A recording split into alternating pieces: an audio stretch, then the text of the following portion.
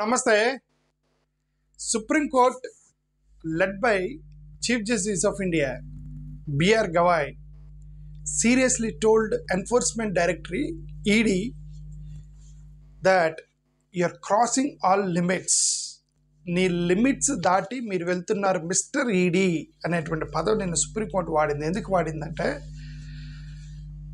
ఇప్పుడు ఎవరినైనా సరే మనం నీ లిమిట్స్ దాటుతున్నారు అని ఎప్పుడు, ఎందుకంటే నువ్వు చేయాల్సిన దానికంటే ఎక్కువగా చేస్తే, నీ పరిధి మించి నువ్వు ఎక్కువగా ఓవర్ యాక్షన్ చేస్తే జనరల్గా ఏమంటారు, నీ లిమిట్స్ దాటొద్దురా అంటాం.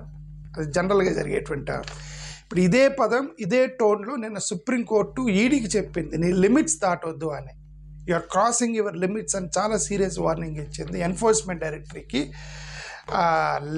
అదే మనందరూ తెలుసు, ఇప్పుడు ఈడీ, సిబిఐ ఇవన్నీ కూడా ఎవరు హ్యాండిల్ చేస్తున్నారు, ఏ పార్టీ హ్యాండిల్ చేస్తుంది, ఏ గవర్నమెంట్ చేతిలో వీళ్ళు రన్ చేస్తున్నారు, ఓవర్ యాక్షన్ చేస్తున్నారు అనేది మనందరికి తెలుసు. ఓకే, ఇప్పుడు ఈ యొక్క కాంటెక్స్ట్ ఏంటంటే, ఇప్పుడు జనరల్గా ఎప్పుడైనా సరే మనం లైన్ క్రాస్ చేస్తున్నాము అని అంటే అర్థం ఏంటంటే వేరే వాళ్ళ లైన్లోకి వెళ్తున్నాము అని అర్థం.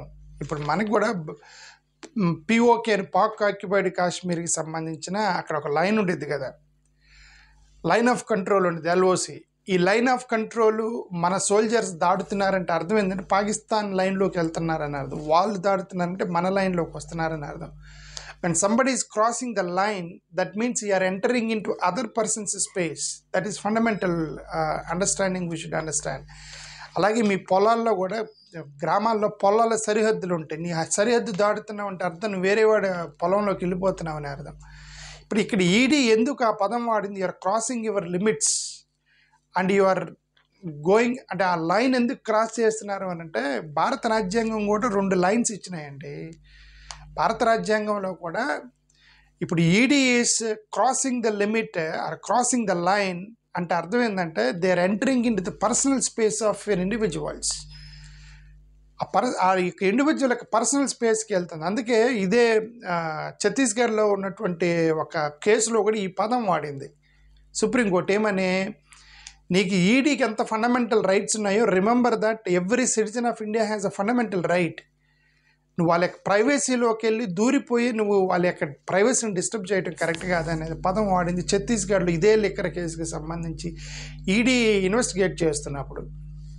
సరే, ఇప్పుడు ఇక్కడ కేసు ఏంటంటే, ఇప్పుడు కాంటెక్స్ట్ ఏంటంటే వీళ్ళు మాట్లాడింది కోర్టు ఇది కూడా అంది. ఇప్పుడు we have to understand the difference between federalism and the central government. మీకు ఫెడరల్ స్ట్రక్చర్ అనేది ఉంది మనకి, అదేవిధంగా ఫండమెంటల్ రైట్స్, ఫెడరలిజం, ఈ రెండింటిని వైలేట్ చేశారు అనే దాన్ని వాళ్ళ గురించి ఎందుకు ఫెడరలిజం గురించి మాట్లాడారంటే, ఒక కేసు ఇన్వెస్టిగేట్ జరుగుతున్నప్పుడు ఆ కేసు పరిధి ఎవరి చేతిలో ఉండాలి అనేది అది రాష్ట్ర ప్రభుత్వాలకు మీరు వదిలేయకుండా ఈడీ ఢిల్లీ నుంచి పరిగెత్తుకుంటా వచ్చేసి ఇక్కడ మీరు ఇన్వెస్టిగేట్ చేస్తాము, అది చేస్తాము, ఇది చేస్తాము అంటే మరి అక్కడ ఎందుకు స్టేట్ ఎందుకు, రాష్ట్రం ఎందుకు, రాష్ట్ర పోలీసులు ఎందుకు, రాష్ట్ర ఇన్వెస్టిగేషన్ ఎందుకు, సిఐడీలు ఎందుకు, మీరెందుకు ఢిల్లీ నుంచి రావాలి అనేటువంటి అండర్స్టాండింగ్ అదే కదా. ఫెడరల్ సిస్టాన్ని నువ్వు డిస్టర్బ్ చేస్తున్నావు అనేది పదం వాడారంట సుప్రీంకోర్టులో. అది ఒక పాయింట్ అడిగింది. రెండోది, యువర్ పర్సనల్ స్పేస్లోకి privacy, they is a matter of privacy అనే పదం వాడింది. ఇండివిజువల్స్కి ప్రైవసీ ఉంటుంది కదండి, మీరు ఎలా వెళ్తారు. సరే, ఇక్కడ కేసు ఏంటంటే తమిళనాడు స్టేట్ మార్కెటింగ్ కార్పొరేషన్, దాన్ని తస్మాక్ అంటారు.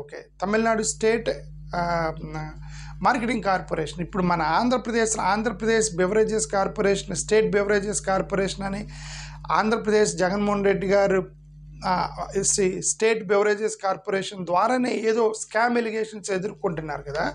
ఇప్పుడు అదే similar, there is no difference. నేను అది మొత్తం చదివితే ఇప్పుడు ఆంధ్రప్రదేశ్లో జరుగుతుంది, దీనికి జరుగుతుంది, no difference, same allegations, same case అనమాట అది. ఇప్పుడు అక్కడ కూడా తమిళనాడు స్టేట్ మార్కెటింగ్ కార్పొరేషన్ అనేది లిక్కర్ అవుట్లెట్స్, వాళ్ళకి లిక్కర్ అవుట్లెట్స్ ఇవ్వటము, హోల్సేల్ ఇవ్వటము, దానికి సంబంధించినటువంటి ఈ యొక్క పనిచేసేదే ఈ తస్మాక్ అనేది తమిళనాడులో. వీళ్ళు ఈ తస్మాక్ అనేది 1981 ఎంజి రామచంద్రన్ గారి దగ్గర నుంచి రన్ అవుతుంది.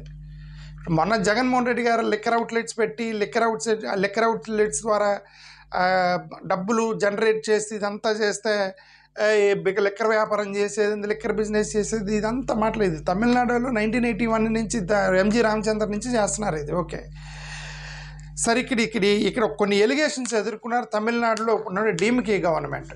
వాళ్ళ ఎలిగేషన్, ఇప్పుడు వాళ్ళు ఎవరు ఎలిగేషన్ చేస్తారు? ఇక్కడ ఆంధ్రప్రదేశ్లో జగన్మోహన్ రెడ్డి గారి మీద చంద్రబాబు నాయుడు మీద జగన్మోహన్ రెడ్డి గారు ఎలిగేషన్ చేసి స్టేట్ ఇన్వెస్టిగేషన్ చేశారు. అపోనెంట్స్ మీద, వీళ్ళతో రూలింగ్ పార్టీ వాళ్ళు అపోనెంట్స్ మీద చేశారు. బట్ వేరే Tamil Nadu is different. Tamil Nadu case ఏంటంటే అక్కడ రూలింగ్ పార్టీ అపోజిషన్ వాళ్ళు గొడవ చేస్తున్నారు. బీజేపీ గొడవ చేసింది, ఇది మీరు స్కామ్ చేశారని చెప్తే తన మీద తనే ఇన్వెస్టిగేషన్ వేసుకుంది డిఎంకే. తన గవర్నమెంట్లో తన కార్పొరేషన్ మీద ఆ స్టేట్ పోలీసే వాళ్ళు ఇన్వెస్టిగేషన్ ఏజెన్సీ వేసుకున్నారు. ఓకే, అది యాక్చువల్గా తమిళనాడుకి మనకున్న difference. Otherwise the entire case is different. Okay, case is almost same. ఇప్పుడు వాళ్ళ మీద 1000 కోట్ల ఆరోపణలు వచ్చింది లిక్కర్ స్కామ్కి సంబంధించి తమిళనాడులో. ఇక్కడ మన ఆంధ్రప్రదేశ్లో ఇది 3400 కోట్లు లిక్కర్ స్కామ్ అంటున్నారు. ఇది అక్కడ 1000 కోట్ల స్కామ్ వచ్చింది. రిమైనింగ్ ఎలిగేషన్స్ మొత్తం సేమ్. అదేంటి, టెండర్ అప్లికేషన్స్ ఇచ్చినప్పుడు టెండర్ అప్లికేషన్స్కి వాళ్ళ సబ్మిట్ చేసినటువంటి కేవైసీకి మిస్ మ్యాచ్ అవుతుంది. అంటే కేవైసీ వేరే వాళ్ళది పెట్టారు, టెండర్ అప్లికేషన్ వేరే వాళ్ళకి శాంక్షన్ చేశారు అనేటువంటి ఒక ఎలిగేషను. అక్కడ డీడీ అమౌంట్ కూడా మిస్ మ్యాచ్ అవుతుంది అనేటువంటి ఒక ఎలిగేషను. మోరోవర్ బాటిల్కి 10 రూపాయలు 30 రూపాయలు 10 రూపాయల నుంచి 30 రూపాయలు పర్ బాటిల్ కమిషన్ కలెక్ట్ చేశారని ఇప్పుడు ఇదే కదా ఎలిగేషన్. జగన్మోహన్ రెడ్డి గారి మీద చంద్రబాబు నాయుడు గారు పెద్ద ఛార్జ్ షీట్ రాసి ఆ ఛార్జ్ షీట్లో రాశారు కదా, ఒక లిక్కర్ బాటిల్కి 10-15 రూపాయలు కమిషన్ ఎవరో వచ్చి కలెక్ట్ చేసుకొని పోయారని పెద్ద ఎలిగేషన్ కదా అది. అదే కదా ఎలిగేషను. ఇప్పుడు ఇదే ఎలిగేషన్ అక్కడ భారతీయ జనతా పార్టీ డిఎంకే మీద చేసింది. ఓకే, 10 నుంచి 30 రూపాయలు కలెక్ట్ చేశారు అమౌంట్ అని. మోరోవర్ అక్కడ ఒక 7,000 నుంచి 1,00,000 అవుట్లెట్స్ వరకు అక్కడ ఉన్నాయి. ఐ మీన్ 1,00,000 కేసెస్ పర్ డేను మరి అక్కడ అవి రన్ అవుతూ ఉంటాయి. ఇప్పుడు ఆ విధంగా చూసుకొని వాళ్ళు బాటిల్కి 30 రూపాయలు కలెక్ట్ చేశారు. పోనీ అసలు టెండర్లోనే మిస్ మ్యాచ్ అయింది, డీడీలు మిస్ మ్యాచ్ అయ్యి కేవైసీ మిస్ మ్యాచ్ అవుతుంది. కాబట్టి వీళ్ళు మనీ లాండరింగ్ చేశారు. మోరోవర్ ఎక్సెస్గా లిక్కర్ ప్రొడ్యూస్ చేసి సేల్స్ చేశారు అనేది ఇవన్నీ కూడా బ్లాక్లో అంట. ఉన్న పర్మిషన్ కంటే ఎక్కువగా ప్రొడ్యూస్ చేసి బ్లాక్లో అమ్మారట. ఇవన్నీ ఎలిగేషన్ చేసింది భారతీయ జనతా పార్టీకి సంబంధించిన వాళ్ళు డిఎంకే మీద. డిఎంకే వాళ్ళు వాళ్ళే ఇన్వెస్టిగేషన్ వేసుకున్నారు. ఇన్వెస్టిగేషన్ చేస్తుంటే సడన్గా 2005లో వాళ్ళు ఇన్వెస్టిగేట్ చేసి 41 మంది మీద ఎఫ్ఐఆర్ పెట్టారు. ఇది స్టేట్ గవర్నమెంట్. వాళ్ళ ప్రభుత్వంలో వాళ్ళ కార్పొరేషన్ మీద వాళ్ళే 41 మంది మీద వాళ్ళు ఎఫ్ఐఆర్ పెట్టారు. ఎఫ్ఐఆర్ పెడితే ఇప్పుడు వీళ్ళు ఏం చేశారు, ఏమంటారు, ఈడీ ఏం చేసింది, సడన్గా 2025లో టక్కన ఎంటర్ అయింది. 2025లో వీళ్ళొచ్చి కేంద్ర విచారణ సంస్థ ఈడీ పేరుతోటి అక్కడ కార్పొరేషన్ మీద దాడి చేసింది. అంటే కార్పొరేషన్ ఆఫీస్లోకి వెళ్ళి ఎంప్లాయీస్ మొత్తం రండి అని చెప్పి ఎంప్లాయీస్ మొత్తం ఉన్నటువంటి సెల్ ఫోన్లు, ల్యాప్టాప్లు మొత్తం తీసుకొని ఆ మొబైల్స్ క్లోనింగ్ చేశారట. ఇప్పుడు మేజర్ ఎలిగేషన్, ఎందుకు యువర్ క్రాసింగ్ యువర్ లిమిట్స్ అని గవాయి గారు అన్నారంటే వాళ్ళు మొబైల్స్ క్లోనింగ్ చేశారు. మొబైల్ క్లోనింగ్ అంటే ఏంటి, నీ యొక్క మొబైల్లో ఒక నంబర్ ఉంటుంది మొబైల్కి. ఆ టెక్నికల్ టైం నాకు కరెక్ట్గా తెలియదు కానీ there will be a number. ఆ నంబర్ని వేరే నంబర్లో కొడితే మొత్తం నీ డేటా మొత్తం యాజ్ ఇట్ ఈజ్గా ప్రతి ఎంటైర్ మొబైల్ మొత్తం కూడా డూప్లికేట్ మొబైల్ లాగా వేరే మొబైల్లోకి ట్రాన్స్ఫర్ అయిపోయింది ఆ డేటా మొత్తం. ఇప్పుడు ఆ మొబైల్ మొత్తం నువ్వు క్లోనింగ్ చేస్తే డేటా మొత్తం ట్రాన్స్ఫర్ చేస్తే ఇప్పుడు ఈ మొబైల్లో వాళ్ళకి పర్సనల్ స్పేస్ అనేది కొంత ఉంటుందంటే తన భార్యతో వాళ్ళు ఏం మాట్లాడుకున్నారు, ఏం చాటింగ్ చేసుకున్నారు, బెడ్రూమ్లో కలిసి తీసుకున్న ఫోటోలు ఉండొచ్చు, వాళ్ళ పిల్లలకి సంబంధించిన ఫోటోలు ఉండొచ్చు. There is something called privacy, right? లేదంటే వాళ్ళల్లో వాళ్ళకి గర్ల్ ఫ్రెండ్స్ తిరిగినటువంటి ఫోటోలు ఉండవచ్చు. Anything can happen, right? చాలా పర్సనల్ స్పేస్. నువ్వు మొబైల్ని ఎలా క్లోనింగ్ చేసావు. మోరోవర్ అక్కడ ఎవడైతే ఆరోపణలు ఎదుర్కొంటున్నాడో వాడి మీద నువ్వు ఇన్వెస్టిగేషన్ చేయాలి కానీ ఆఫీస్ మీద ఎందుకు దాడి చేసావు? Why did you want to directly to corporation మీద దాడి చేసి కార్పొరేషన్లో ప్రతి ఎంప్లాయీని పెట్టుకుని, అంటే అందరు క్రిమినలా? అందరూ క్రైమ్ చేస్తారని నువ్వు అనుకుంటున్నావా, mislead your crossing your limits అనేది ఈ కాంటెక్స్లో అన్నారు గవాయ్ గారు. ఓకే, అది మోరోవర్ ఆ మొబైల్లో నువ్వు ఎట్లా క్లోనింగ్ చేసేవనేది ఒక అవి వచ్చింది. సో ఇది ఇక్కడ గవర్నమెంట్కి అక్కడ అబ్జెక్ట్ చేసింది. గవర్నమెంట్ ఏం చేసింది, హైకోర్టుకి వెళ్ళింది. హైకోర్టుకి వెళ్తే అక్కడ మద్రాస్ హైకోర్టు చెప్పింది లేదండి అది ఈడీ సెంట్రల్ ఇన్వెస్టిగేటింగ్ ఏజెన్సీ, వాళ్ళకి రైట్ ఉంది, వాళ్ళు ఇన్వెస్టిగేట్ చేయాలి కదా, మీరు గవర్నమెంట్ స్టేట్ గవర్నమెంట్ మీరు అడ్డుకోవద్దని చెప్పేసి ఈడీకి ఫేవరబుల్గా జడ్జిమెంట్ ఇచ్చింది. గతంలో ఈడీకి ఫేవరబుల్గా జడ్జిమెంట్ వస్తే స్టేట్ గవర్నమెంట్ మళ్ళీ సుప్రీంకోర్టుకి వెళ్ళింది. సుప్రీంకోర్టుకి వెళ్తే సుప్రీంకోర్టు కూడా ఏంటంటే అవును వాళ్ళు ఇన్వెస్టిగేట్ చేయాలి కదా, వాళ్ళు కోఆపరేట్ చేయండి అని సుప్రీంకోర్టులో కూడా ఫస్ట్ జడ్జిమెంట్ ఈడీకి ఫేవరబుల్గానే వచ్చింది. బట్ వాళ్ళు ఇవన్నీ డేటా పట్టుకొని కపిల్ సిబల్ గారిని లాయర్గా పెట్టుకొని తమిళనాడు గవర్నమెంట్ సెంట్రల్ కోర్టుకి వెళ్ళింది మళ్ళీ రెండోసారి. ఇప్పుడు గవాయ్ గారు చేసిన స్టేట్మెంట్స్ ఏంటంటే నీవు మొత్తం విన్న తర్వాత how can ED cross their limits అనేటువంటి కాంటెక్స్ట్ వచ్చింది ఇక్కడ. ఓకే, హైకోర్టు ఇది చెప్పింది. ఇప్పుడు హైకోర్టు చేసిన కొన్ని కామెంట్స్ చెప్తున్నాను. ఓకే, హైకోర్టు చేసిన కామెంట్ ఏంది ఇక్కడ చదువుతున్నా చూడండి. ED was crossing all limits totally violating federal structure of the country.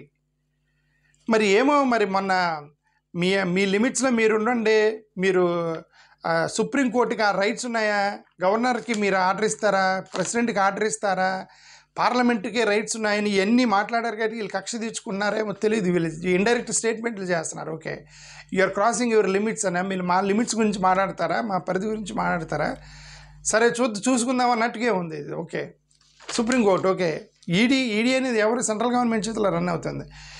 వాళ్ళు చెప్పి గవాయ్ గారు చేసింది your crossing all your limits totally violating federal structure of the country. How can there be an offence against corporation? కార్పొరేషన్కి వ్యతిరేకంగా ఎవడన్నా case పెడతాడా? Individuals మీద case పెట్టాలి, కానీ కార్పొరేషన్ మీద ఎవరైనా కేసు పెడతాడా? కార్పొరేషన్ క్రైమ్ చేసిద్దా అని అడిగింది కోర్టు. కార్పొరేషన్ అనేది క్రైమ్ చేసిద్దా? ఆ కార్పొరేషన్లో ఉన్న 200 మంది ఎంప్లాయీస్ ఉంటే 200 మంది అందరూ అనుకొని స్కామ్ చేస్తారా? వాళ్ళలో ఎవడో ఒకడో ఇద్దరు అనుకొని మిగతా వాళ్ళని మభ్యపెట్టి స్కామ్ చేస్తారు. ఓకే, అధికారులు చేస్తారు తప్ప మొత్తం చేయరు కదా. అలాంటప్పుడు నువ్వు కార్పొరేషన్ మీద దాడి చేసి ఆ కార్పొరేషన్ ప్రతి ఎంప్లాయీ ఫోన్ నెంబర్ తీసుకొని మొత్తం క్లోనింగ్ చేసి వాళ్ళకి ప్రైవసీ అనేది ఉండదా అనేటువంటి కాంటెక్స్లో యువర్ క్రాసింగ్ యువర్ లిమిట్స్ అనేది గవాయ్ గారు మాట్లాడినటువంటి మాట. దీనికి కపిల్ సిబాల్ గారు చెప్పింది ఏంటంటే నిన్న, సార్ ఇది ఒక కార్పొరేషన్ రిటైల్ అవుట్లెట్ ఇచ్చేటువంటి కార్పొరేషన్ ఇది. ఈ రిటైల్ అవుట్లెట్స్ ఇప్పటికీ కొన్ని ఎలిగేషన్స్ వచ్చాయి, క్యాష్ కలెక్ట్ చేశారు. అదే మన ఆంధ్రప్రదేశ్లో వచ్చిన ఎలిగేషన్, క్యాష్ కలెక్ట్ చేశారని ఎలిగేషన్ వచ్చింది.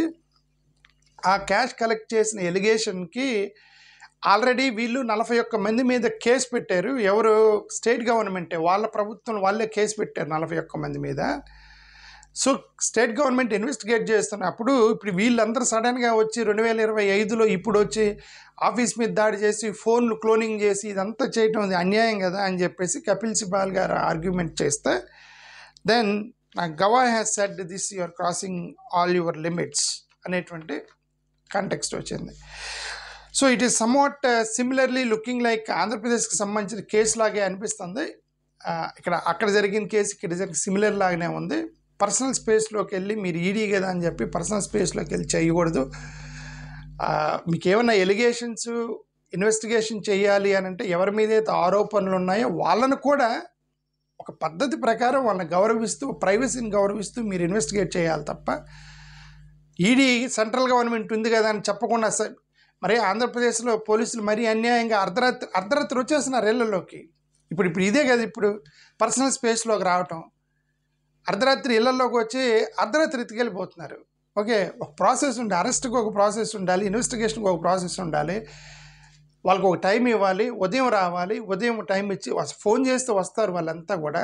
ఇప్పుడు 10-15 మంది పోలీసులు అర్ధరాత్రి వెళ్ళిపోయి వాళ్ళని ఎత్తుకొని పోయి అరెస్టుల పేరుతోటి ఇదంతా కూడా క్రాసింగ్ దేర్ లిమిటే నా ఉద్దేశం ప్రకారం. ఓకే, థ్యాంక్ యూ, నమస్కారం.